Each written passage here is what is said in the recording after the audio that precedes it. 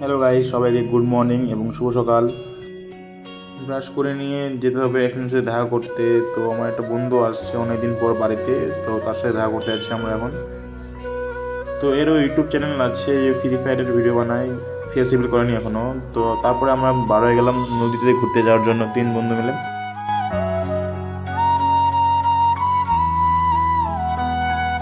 রাস্তায় যেতে যেতে দেখি এই জায়গাটা পুরা মানে দেখে মন খুশি হয়ে গেল। চারোদিকে সবুজ, মানে খালি সবুজ ধানে আর ভুট্টা খেতে ভর্তি, দেখে মনটা খুশি হয়ে গেল।